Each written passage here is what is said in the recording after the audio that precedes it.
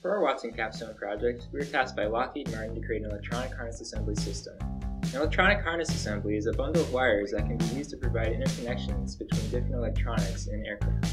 Wiring harnesses can be rather complex, so it is often easier to prepare them on a flat surface before installing them into the final system.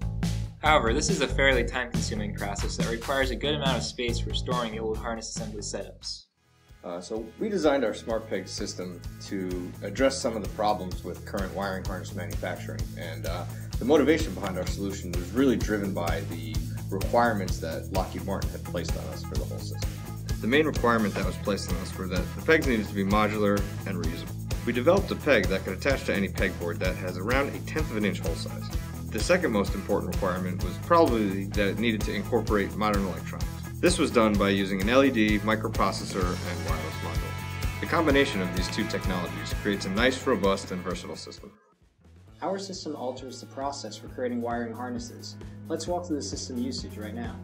After affixing the printed wire layout to the board, the user inserts the pegs at key locations.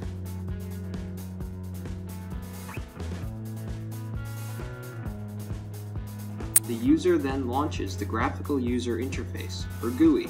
The user then adds a route and selects it by clicking on it. Pressing the button on the end of each peg adds it to the route. The user then presses the buttons for all pegs in the route to register it in the GUI. This process is repeated for the remaining routes.